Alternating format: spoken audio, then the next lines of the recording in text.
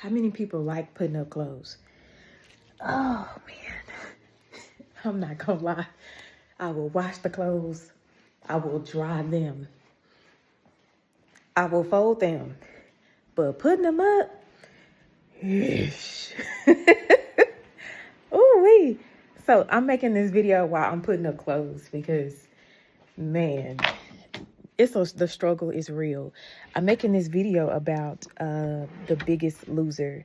There's the Netflix documentary that's new, and it's called Fit for TV, The Biggest Loser. And I wanted to come and make this video about my thoughts about the show, just because I thought it was so interesting after I watched the entire series. And it's actually a pretty short series. I think it's like 2 episodes or something like that. But I'm putting up my clothes and my husband's clothes. I get Wife of the Year award for this one.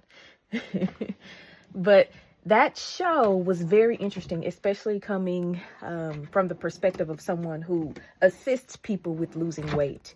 I think that show set people up for failure. I think they set up all the participants for failure. Now, I know that, some of the participants were on the show and they said, The Biggest Loser was like the most life-changing thing that could have happened to me. I'm grateful for it, which wonderful. But I think the show in general, the premise of the show really set people up for failure. Number one, if you're looking at The Biggest Loser and thinking, I'm going to have a transformation like that by simply just following the formula that was set forth on the show, think again. And I think that's part of the reason why the show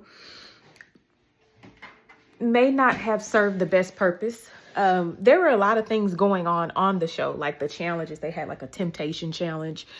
They had where they would put the participants in a room full of sweets, and they had to eat as many calories as they could eat. And whoever won the challenge, the temptation challenge, whoever won would be able to go visit their family. Because remember, if you recall The Biggest Loser, they take the participants, they put them and take them and seclude them. They put them on a ranch. So no job, no responsibility, no children, no spouse. You're on this ranch. You've got a personal trainer. You've got food available for you. It's totally not based in reality. And that's why I think people shouldn't try to pattern what they feel they can accomplish in their weight loss journey off The Biggest Loser, because it's not reality. And isn't that the problem sometimes? We see TV and we think it's reality. We see these love stories on TV and like, oh, I'm going to meet a man that does this. But a lot of times a love story is written by a woman who probably doesn't really understand men. And so therefore, it's completely not reality. But we're living in this fantasy like it's going to play out that way. And I think that's what's going on with The Biggest Loser. Who, by show of hands or comments, who has time to go and seclude yourself for 6 months and just say, okay, everybody, I'm going away for 6 months. I need to work on myself.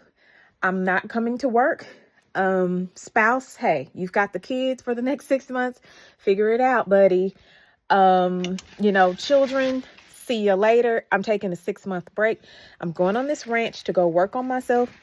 And when I come back, I'm going to be down 200 pounds, right? Who has the time? Who can do that? It's just not reality. But that's basically what happened in this show.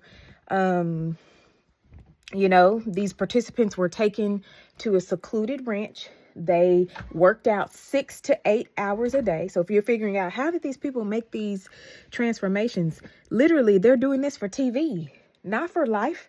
That's why the name of the documentary is so fitting. It's called Fit for TV. And that's exactly what they were doing, getting fit for TV so they can show you the transformation so you could watch. And they ended up turning The Biggest Loser into a $1 billion industry, right? Weight loss industry is already a $1 billion popping industry right now. Pharmaceutical drug companies, all kinds of people are just making money off people who want to lose weight. So The Biggest Loser is no different. The problem is that they took these people, like I said, and put them in a secluded area and gave them these transformations, sold them to the world, And people are thinking they can replicate that. But there are a lot of issues with it. Number one, the eating. They have him on an 800 calorie diet, which is not safe, guys. That's not safe if you're eating 800 calories. And it's not sustainable. I guarantee you're not going to eat that for the rest of your life. My proof, look at the documentary. The people that are on the documentary are former participants. And one of the gentlemen on the documentary, I felt so bad for him because he pretty much regained the weight, and he made the comment that, you know, he's trying to figure out his life and figure out what's important to him and figure out where he goes from now. He actually reached out to the show after his participation on the show and asked, can we have some kind of care after the fact, something to help us bridge, you know, the gap? Because truth be told, you need some help when you are getting acclimated back to reality and trying to figure out how you're going to lose this weight. Because the way that you learned to lose the weight was not based in reality at all. We live in a reality where we are in the rat race right now. 9 to 5, you have a job. We all have things that we need to be doing. And so we're trying to figure out how to be our healthiest, best self in the context of our everyday life. And that's what makes it hard, because you have the tyranny of the urgent. You have urgent things that you have to do every day for your children, for your job, for your spouse, for your church, whatever you have going on, your sorority, your fraternity. So many things you know are pulling you in so many different directions. So how do you find health and wellness in that reality? And so that's what those participants did not get.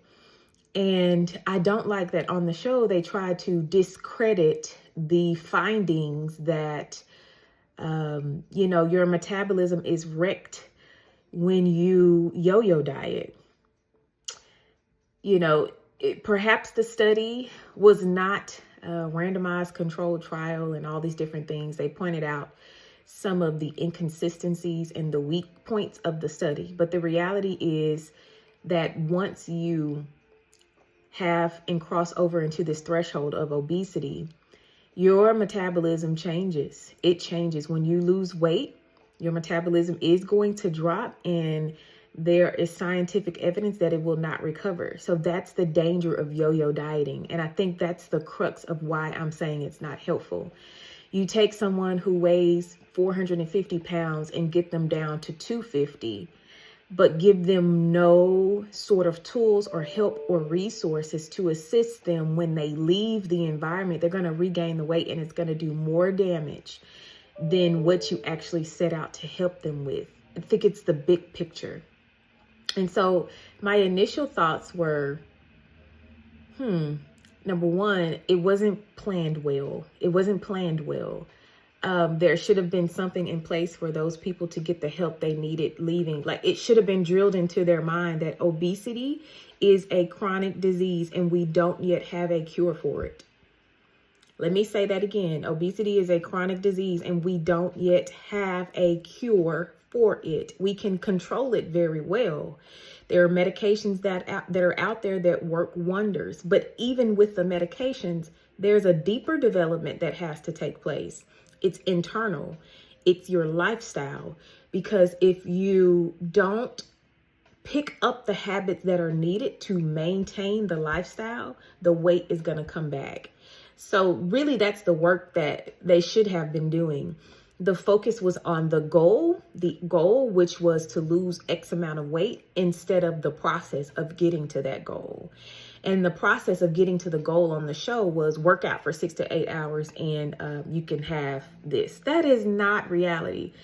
None of us, like I said, and if you are in a position where you can hire a chef, you can hire a personal trainer to come to your house, you're not working in the form of a 9 to 5 every day, you're not in the rat race, perhaps you can do it. But the other 99% of us, we have to work, or we have a life that we have to maintain, right? We're living in this life, no matter how we found ourselves getting into it, we're here. And we need to figure out, how do we bridge my life with my health and my wellness? How do I remain well physically and mentally in the midst of this life? Some of us need to get rid of some stuff in our lives. It may be people, it may be jobs, it may be whatever. Some stuff just got to go. Some stuff just has to go. But many of us really just have to focus on, how do I incorporate wellness into my everyday life? And then the biggest thing is, how do I change these habits? The medications, if you're taking stuff like GLP-1 medication, it's going to make you change your habit. But once the medication is gone, the old you is going to creep right back up.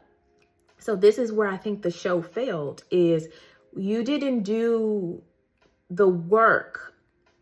Most of them did not do the work, probably, of figuring out how to maintain all of this when you get home. And how could you do it if you're in a secluded area? That's where the aftercare comes in. You need time to practice this new skills that you've picked up in your everyday life.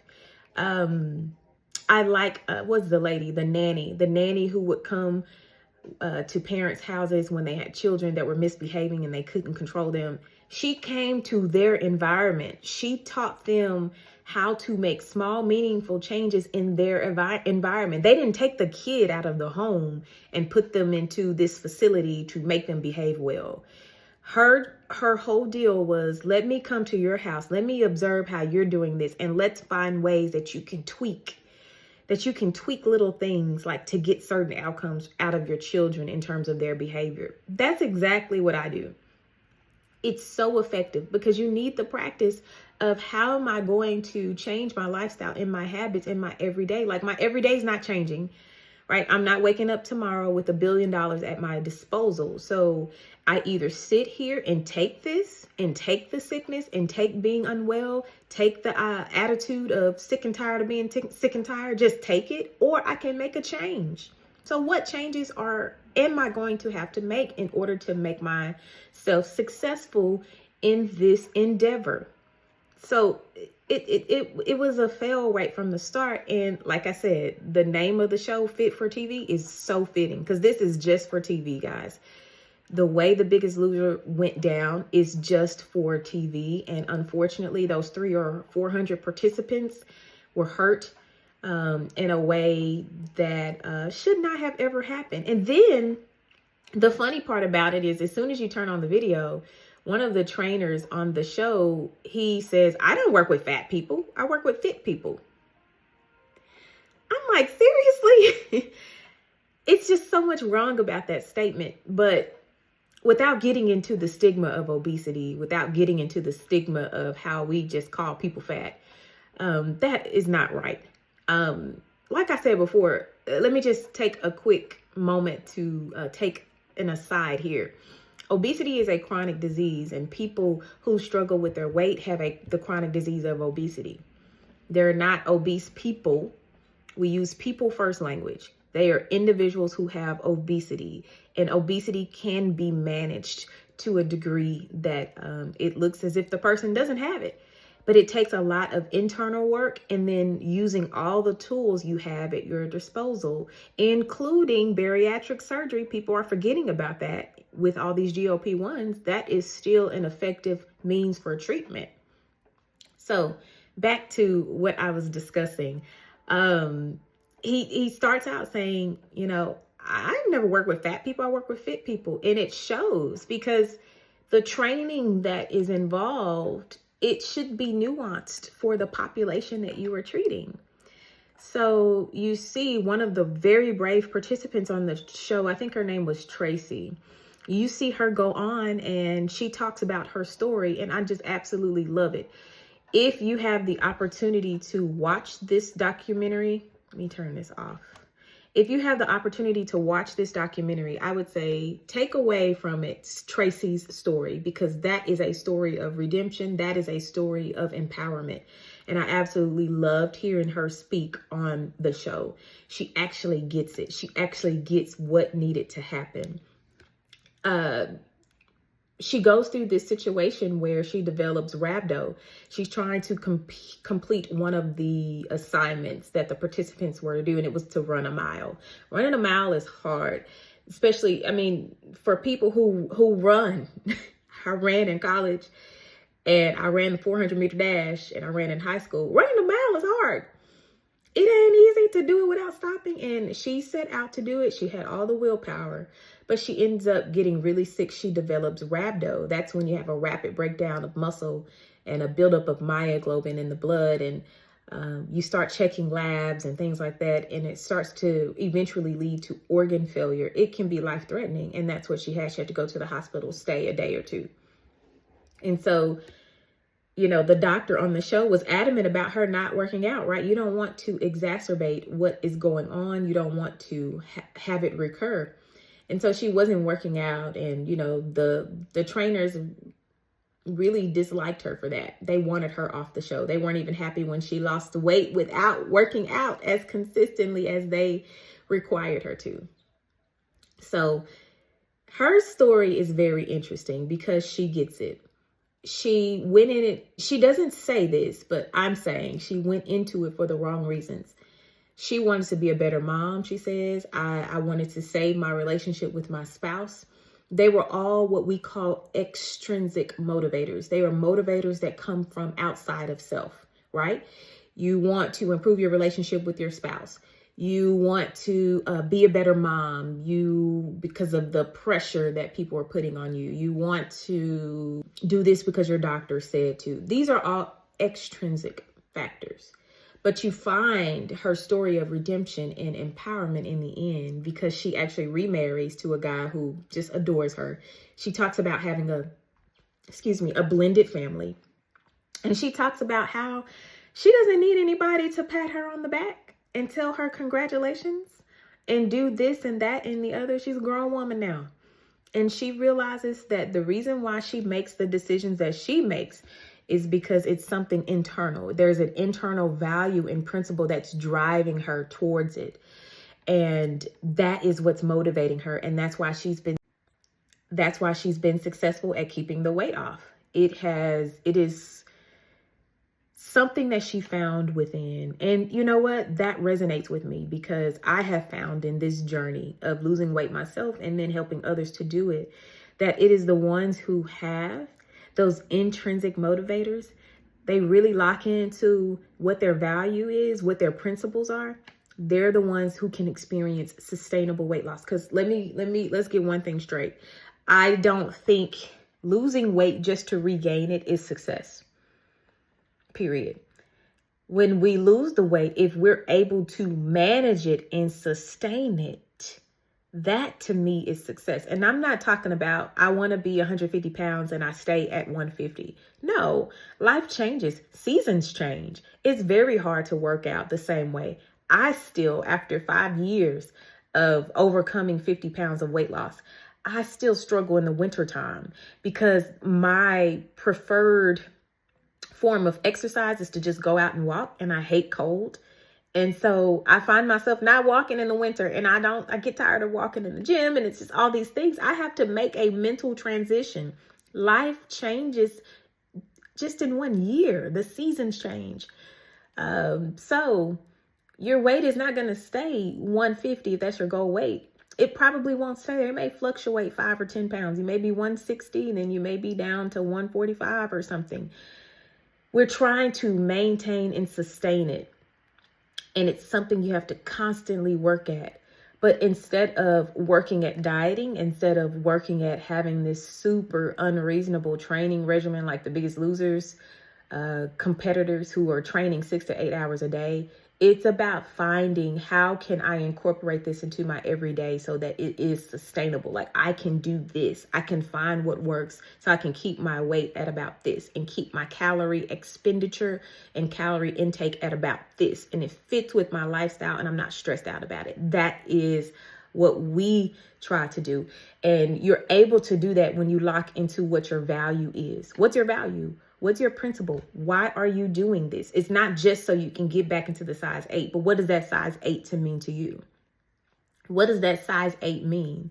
You might say at that size 8, I wasn't taking any blood pressure medication. Boom, you've locked into your value. You've locked into your why. My why is I want to be healthy when I'm going into my older ages, if I'm blessed to get and live that long. And I don't want to be on 10 different medications. If I can help it, I want to adjust my lifestyle so that when I get there, I have the quality of life that I want.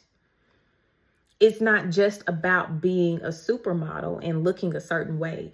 What is it that's important to you? You need to find that. Once you find that, you can have a story like Tracy. You could have a transformation story like Tracy, who got remarried and all these things, because her joy, her excitement, her happiness is no longer coming from people or extrinsic things.